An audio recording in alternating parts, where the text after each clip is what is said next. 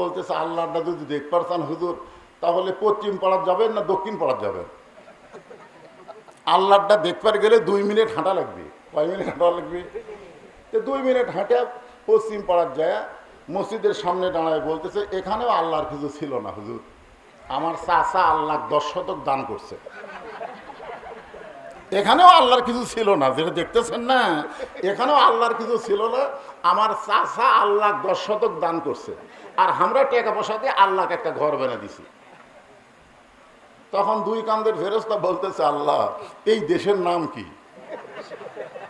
এই দেশের নাম কি যেই দেশে তোমার কিছুই নাই, ওর চাচা তোমাকে জায়গা দিছে আর এরা টাকা দিয়ে ঘর বানিয়ে দিছে? আল্লাহ বলতেছে ওই দেশই হলো ফেরাউনের দেশ, নাম হলো বাংলাদেশ। যতদিন পর্যন্ত গত 3 দিন আগে খবর হলো একটা লোক বিদেশ থেকে আসতেছে, তাকে আবার 10 জন লোক রিসিভ করার জন্য হাইস মাইক্রো নিয়ে রওনা দিয়েছে ঢাকা বিমানবন্দরে। রাস্তার মধ্যে অ্যাক্সিডেন্ট হয়ে ঘটনাস্থলে 60 জন মারা গেছে। ওরা কি কখনো খেয়াল করছিল যে আমরা মরে যাব? তা আপনি যে এখান থেকে বাড়ি যাবেন তার কোনো গ্যারান্টি আছে? কোনো গ্যারান্টি নাই, কাকলে থাকবো। এই জন্য আল্লাহ জানো আমার হায়াত আপনাকে দেয় আর আপনার মৃত্যু আমাকে দেয়। স্বামী এখন বউকে বুকের মধ্যে নিয়ে বলতেছে তোর মতন একটা ভালো বউ পেলাম কিন্তু আল্লাহ হায়াত দিল না। বউয়ের কথা শুনে স্বামী কিন্তু অত্যন্ত খুশি। রাতের বেলা স্বামী স্ত্রী যখন বিছনায় ঘুমায় গেছে, ওই বাড়িতে একটা আড়িয়া গরু ছিল। জোরে কোন কি গরু? আড়িয়া গরু ছিল। এখন আড়া গরু দড়ি ছিঁড়ে খাওয়ার জন্য বার হয়েছে, কিন্তু গেট বন্ধ। ওই এখন বাড়ির মধ্যে ঘুরতেছে, বারান্দায় দেখে সিলভারের পাতিল, ওই পাতিলের তলায় হলো চিটালালি। পাতিলের তলায় কি? চিটালালি। এখন ওই আড়া গরু ওই তলার চিটালালি খাবার চায়, কিন্তু এত নিচে যে নাগাল পায় না। এখন জোর করে যখন খাবার চায় তখন নাগাল পাইছে ঠিকই, কিন্তু ওই পাতিলের সিলভারের পাতিলের কান্দার সাথে ছোট ছোট দুটো শিং আটকে গেছে। এখন লালি খাওয়া শেষ, কিন্তু মাথা থাকায় পাতিল আর মাথার থেকে খসে না। এখন আড়িয়া গরু গোয়াল ঘরও চিনে না, স্বামী স্ত্রী যে ঘরে ঘুমা আছে সে ঘরও তো আর চেনে না। ওই গোয়াল ঘর মনে করে স্বামী স্ত্রী যে ঘরে ঘুমাইছে ওই ঘরের মধ্যে হঁ শব্দ করে ঢুকছে। বউ চিল্লে বলতেছে বাবা আজরাইল ঢুকছেই যখন, এই যে ক্যান্সার রুগী এক ধরো, ঢুকছেই যখন তাহলে এই যে ক্যান্সার রোগী এক ধরো। এখন স্বামী চিল্লে বলতেছে কেরে বিবি কি হয়েছে? বলে আজরাইল ঢুকছে, আপনাকে দেখাই দিল। স্বামী বলতেছে সকালবেলা তুই কইলি যে আমার হায়াত আপনাকে দেখ, আপনার মৃত্যু আমাকে দেখ। বউ বলতেছে মৃত্যুর কথা মুখে বলা যায় কিন্তু অন্তর থেকে কেউ মরবার চায় না।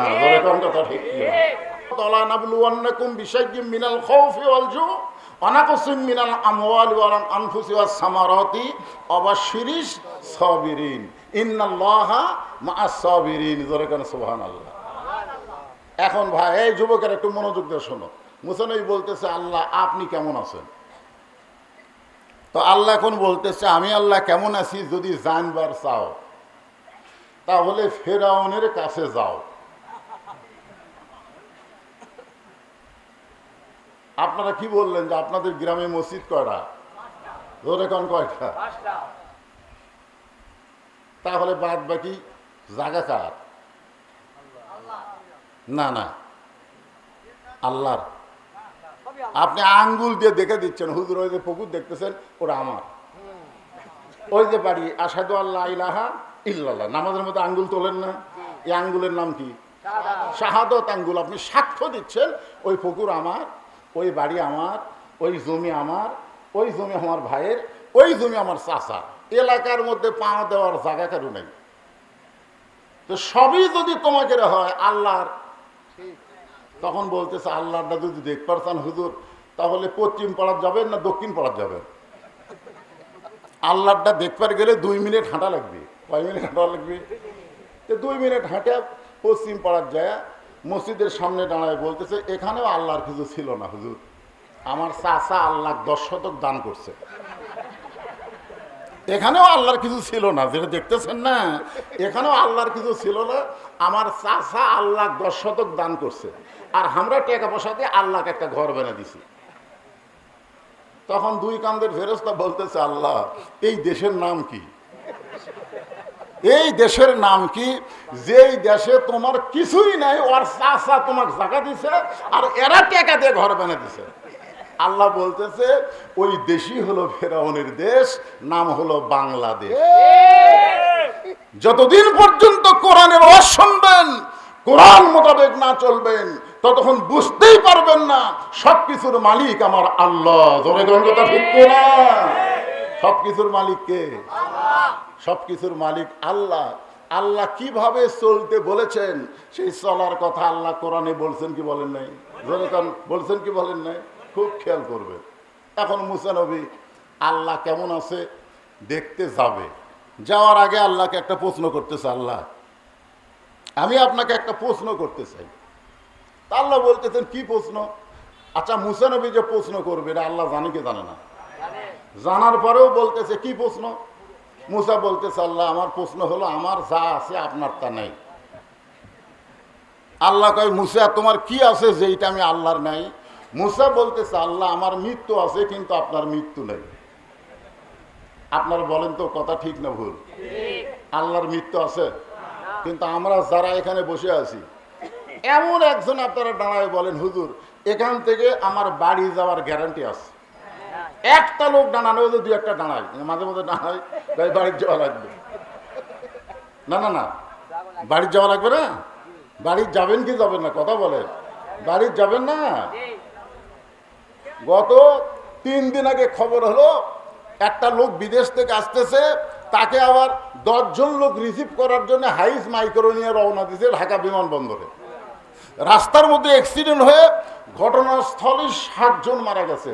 ওরা কি কখনো খেয়াল করছিল যে আমরা মরে যাব? তা আপনি যে এখান থেকে বাড়ি যাবেন তার কোনো গ্যারান্টি আছে?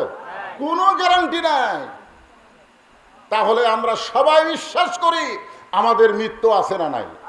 যখন আছে না নাই, মরি যখন যাব তাহলে আমাদেরকে আজকে তওবা করতে হবে। আল্লাহ যা করে করেছি, বাকি জীবনে আর আমরা অন্যায় করব না। আজকে তোমার কাছে আমরা ফিরে আসতে চাই, তোমার কাছে আমরা ফিরে আসতে চাই। এর নাম হলো তওবা। তওবা শব্দের অর্থ কি? ফিরে আসা। জোরে কোন কি করা? ফিরে আসা। তওবা করারও কিন্তু একটা সাইজ আছে। সাইজ বোঝেন? যতদিন ঘুষের চাকরি করছে ততদিন তওবা করেনি। যেই চাকরি রিটায়ার হয়ে গেছে তখন তওবা করতেছে আল্লাহ আমি আর ঘুষ খাবো না। আপনারা বলেন তো এই তওবা আল্লাহ কবুল করবে? কেন করবে না? কেন করবে না? কারণ ওর চাকরি নাই। আর যখন চাকরি নাই তখন বলতেছে আমি আর ঘুষ খাবো না। তাহলে এটা তওবা হলো? সারা জীবন অন্যায় করছে, বুড়া বয়সে এসে বলতেছে আল্লাহ আমি আর অন্যায় করবো না। আল্লাহ আল্লাহ বলতেছে তোর অন্যায় করার তো শক্তিই নাই, তুই যে অন্যায় করবি তার একটা শক্তি থাকার দরকার আছে না নাই? আমি আজকের এই বেগুন গ্রামের যুবকদের বলতেছি, যুবক সতর্ক হয়ে যাও। আজকে থেকেই তোমরা সতর্ক হয়ে তওবা করো যে ফিরে আসতে হবে আমাদেরকে আল্লাহর পথে। জোরে কান কথা ঠিক কি না? আল্লাহ বলে মুসা আমি আল্লাহর মৃত্যু নাই। কুল্লু মান আলাইহা ফানিউ ওয়া ইয়াবকা ওয়াজহু রাব্বিকা যুল জালালি ওয়াল ইকরাম। একমাত্র আল্লাহ ছাড়া সবাইকে মরতে হবে। জোরে কান কথা ঠিক কি না? এখন সেই মৃত্যুটা তোমার কাছে কেমন মনে হয়? আমরা মানুষ মরে গেলে যে ইন্না লিল্লাহ পড়ি, এটা বোঝানোর জন্য বলতেছি। মুসা বলতেছে আল্লাহ আপনি আমাকে যত নিয়ামত দান করেছেন, যত নিয়ামত, তার মধ্যে উত্তম নিয়ামতের নাম হলো মৃত্যু। আপনারা সুবহানাল্লাহ বলেন না?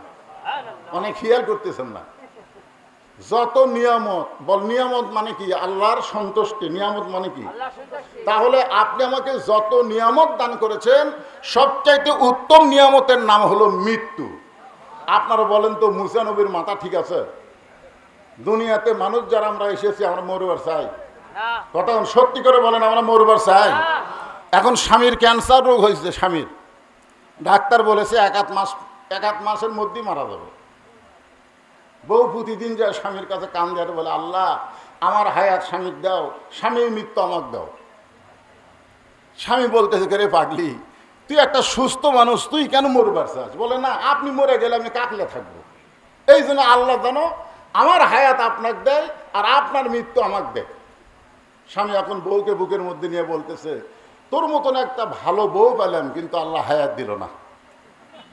বউয়ের কথা শুনে স্বামী কিন্তু অত্যন্ত খুশি। রাতের বেলা স্বামী স্ত্রী যখন বিছনায় ঘুমায় গেছে, ওই বাড়িতে একটা আড়িয়া গরু ছিল। জোরে কোন কি গরু? আড়িয়া গরু ছিল।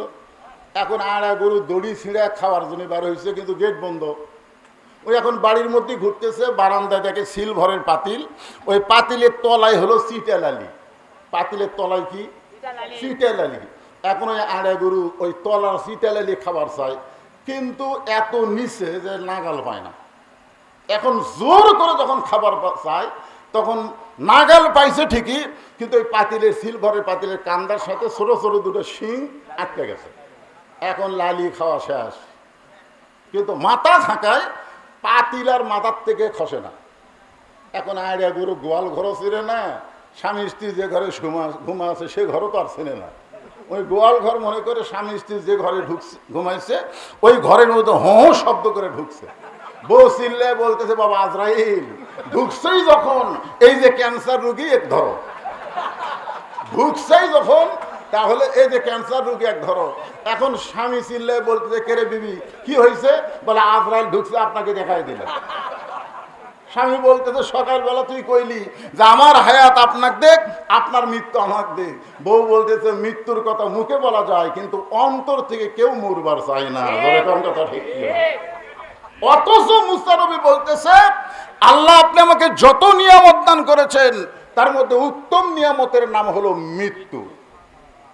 আল্লাহ বলতেছে, মুসা মানুষ মরবার চায় না, সেই মৃত্যু তোমার কাছে উত্তম হওয়ার কারণ কি? মুসা বলতেছে, আল্লাহ তিনটা কারণ। জোরে বলেন, কয় কারণ? এক নম্বর কারণ হলো, না মরলে জান্নাতে যাওয়া যাবে না। সুবহানাল্লাহ বললেন না? আপনারা মুসলমান, মরে কোথায় যাবেন? এই মুসলমান মরার পরে কোথায় যাবেন? আপনার দেহ যাবে কবরে, কিন্তু আপনার ভিতরে রুহুর কোনো কবর হবে না।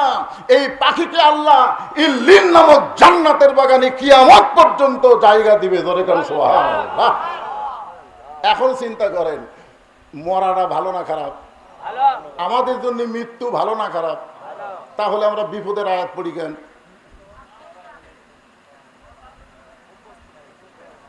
না না না, এই যে মরে আমরা যাচ্ছি কোথায়?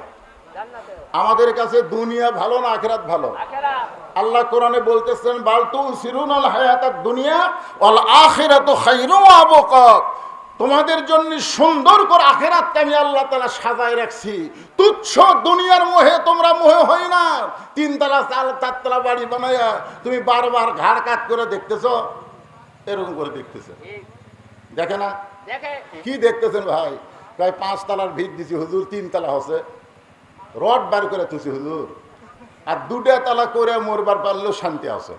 আপনারা বলেন তো, এই মানুষ না পাগল? যে 5 তলার ভিত দিছি, 3 তলা হচ্ছে, আর 2টা তলা করে মরবার পারলেও শান্তি আছে। তুমি 5 তলা করে দুনিয়ার থেকে কবরে যাওয়া, তুমি শান্তি কেমনে বুঝলা? এই জন্যে খুব খেয়াল করবেন, আমরা মুসলমান হয়ে যদি মরতে চাই, আমাদের মৃত্যুটা কোনো কষ্টের কারণ হবে না, মৃত্যু হবে আমাদেরকে জান্নাতকে বরণ করা। জোরে কোন কথা ঠিক কিনা? আল্লাহ বলে, মুসা মৃত্যুকে পছন্দ করার 2 নম্বর কারণ কি?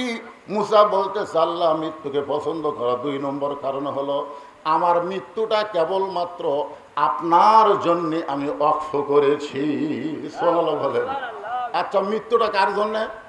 কথা কয় না, কার জন্যে? তাজুল ইসলাম নাম শুনছেন? একটা উকিলের নাম তাজুল ইসলাম।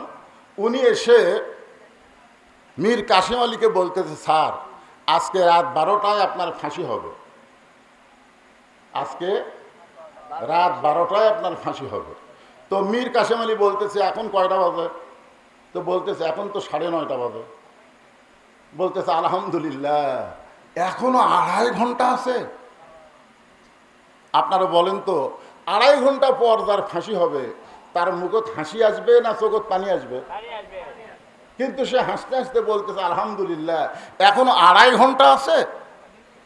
তাহলে উকিল, একটা কাম করো, আমি 2 ঘন্টা ঘুম পাড়ি, আমি 2 ঘন্টা ঘুম পাড়ি, যদি ঘুম থেকে সে এত না পাই, তুমি আমার ডাক দিও। কি বলতেছে?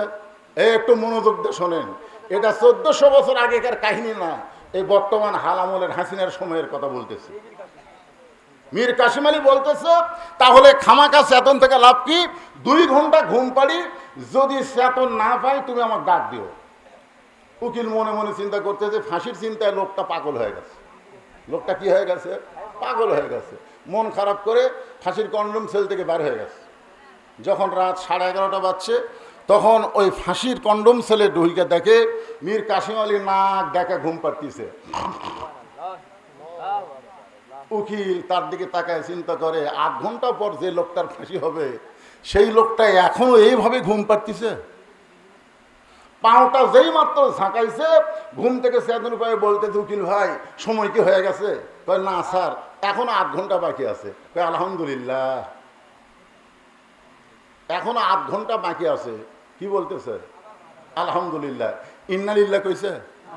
আল্লাহর শুকর আদায় করে ওযু করে 2 রাকাত নামাজ আদায় করে সূরা মুলক আর সূরা মুজাম্মিল তেলাওয়াত করে ফাঁসির কন্ডম ছেড়ে সবচাইতে ভালো যে পাঞ্জাবি, সেই পাঞ্জাবিটা পরে চিরুনি দিয়ে মাথার চুল হাসড়ায়া উকিলকে বলতেছে, দেখো তো আমাকে কেমন লাগতেছে। উকিল কান দেয়ার বলে, স্যার আর কিছু সময় পরে আপনার ফাঁসি হবে, আর আপনি সুন্দর কাপড় গাওয়াত দিয়া মাথার চুল হাসড়ায় আপনি কি শ্বশুর বাড়ি যাবেন? আপনার কেমন লাগতেছে এই কথা জিজ্ঞেস করতেছেন। মীর কাসিম আলী বলতেছে, উকিল ফাঁসি হবে আমার, আর তুমি কেন কাঁদতেছো? আমি তো কান্দি না, কারণ যারা পরিচিত মুসলমান হবে তারা যদি তৈরি হয়ে মৃত্যুর দিকে যাইতে পারে, মীর কাসিম আলী জানে আমার মৃত্যু মৃত্যু না, আমার মৃত্যু হলো আল্লাহর জন্য নিজের জীবনকে ওয়াকফ করা। করে কোন কথা ঠিক কিনা? আল্লাহর জন্য নিজের জীবনকে যারা ওয়াকফ করে দিবে তাদের মৃত্যু মৃত্যু না। আল্লাহ বলেছেন, ওয়ালা তাকুলু লিমা ইউকতালু ফি সাবিলিল্লাহি আমওয়াতুন বাল আহইয়া ওয়ালাকিন লা তাশউরুন। আল্লাহর রাস্তায় অন্যায়ভাবে যাদেরকে হত্যা করা হয় তাদেরকে তোমরা মৃত্যু বলো না, আমি আল্লাহই বলতেছি তারা চির অমর। জোরে করে সুবহানাল্লাহ। চির অমর বুঝেন? আমার গ্রামের এক ছেলে হয়েছে, আমারে কয় হুজুর নাম রাখবো। তা আমি কইলাম নাম রাখো আবু সাইদ। খুশি হয়ে গেছে। কয় হুজুর আবু সাইদের কথা আমার মনেই নাই। আবু সাইদ কে আপনারা জানেন না? রংপুরের যে আবু সাইদ জীবন দিল, সেই আবু সাইদের নামে আমার গ্রামের একটা ছেলের নাম আবু সাইদ। তাহলে একটা আবু সাইদ মরিছে। বাংলাদেশে এই বছর অনেক ছেলের নাম আবু সাইদ কিন্তু রাখছে। জোরে কোন কথা ঠিক কিনা? আমার পাড়াপড়শি এক খালা, তার একটা মেয়ের বাচ্চা কাচ্চা হয় না, তয় তদবির করে একটা মেয়ে হয়েছে। আমারে মোবাইল করে বলতেছে, বাবা তুমি আলেম মানুষ, বহু বছর পরে একটা নাতনি হয়েছে, একটা ভালো নাম তুমি রাখো তো। আমি বললাম, খালা অত চিন্তা করার কি দরকার, হাসিনা রাখেন। যেই খুশি হাসিনা। খালা 30 সেকেন্ড কোনো কথা কয় না, খালি গো গো গো করতেছে। আমি বললাম, খালা কিছু বলেন? তুই আলেম না জালেম রে, এই তোর কাছে একটা ভালো নাম শুনবার চাইলাম, আর তুই একটা খুনি হাসিনার নাম বলিস। তার মানে বোঝা গেল আবু সাইদের মতো মানুষ মরে নাই, তারা জীবন দিয়ে শহীদ হয়ে গেছে, আর হাসিনা বেঁচে থাকাই পচে গেছে। তোর কোনো কথা বলতে? মুসা নবী বলতেছে, আল্লাহ মৃত্যুকে পছন্দ করার 2 নম্বর কারণ হলো আমার জীবনটা আমি আপনাকে ওয়াকফ করে দিয়ে দিলাম। আজকে আপনারা যারা এখানে বসে আছেন, মরা তো লাগবেই। জোরে কোন কথা ঠিক কিনা? যতই চেষ্টা করেন বাঁচতে পারবেন না। তাহলে সবাইকে বলতে পারি যে আমাদের জীবনটা আমরা আল্লাহকে ওয়াকফ করে দিলাম। কারা কারা নিজের জীবন আল্লাহকে ওয়াকফ করাতে রাজি? 2 হাত তুলে আমার আল্লাহকে দেখান। লিল্লাহি তাকবীর। আল্লাহ সবার হাতকে কবুল করেন। জোরে কোন আমিন। আল্লাহ বলে, মুসা মৃত্যুকে পছন্দ করার 3 নম্বর কারণ কি? মুসা বলতেছে, আল্লাহ মৃত্যুকে পছন্দ করার 3 নম্বর কারণ হলো, এই 3 নম্বর কারণ বলার আগে আমি একটা গান গাই, দেখেন তো আপনারা বুঝবার পারেন কিনা। এই যুবকদের বলতেছি, আর যুবকেরা এই গান তো অনেক আগেকার গান। চলতে পথে 2 দিন থামিলাম, যাবার কালে একজন আরো দেখা না পাইলাম। এই গান আপনারা শুনছেন? চলতে পথে কয়দিন? কয়দিন? এর এই 2 দিন করতে কি শরম লাগতেছে? আখেরাতের তুলনায় দুনিয়ার জীবন কয়দিন? চলতে পথে মানে যাওয়া আসার পথে। এসেছি রুহের জগৎ থেকে, যাব আমরা কবরের জগতে। জোরে কোন কথা ঠিক কিনা? কিন্তু মাঝখানে আমরা কয়দিন? চলতে পথে 2 দিন থামিলাম, যাবার কালে একজন আরো দেখা না পাইলাম। এইটা 5ই আগস্টে, গত বছর 5ই আগস্টে হাসিনা যখন পলাচ্ছিল, আপনারা জানেন হাসিনার সাথে আর একটা বোন ছিল শেখ রেহানা। হাসিনা আর শেখ রেহানা যখন বিমানের দিকে যাচ্ছে, তখন হাসিনা কিন্তু খালি চারিদিকে তাকাচ্ছে, আর শেখ রেহানা খালি নিচের দিকে তাকা হাঁটতেছে, মাটির দিকে তাকা হাঁটতেছে, আর হাসিনা খালি চারিদিকে ভাবে তাকায়।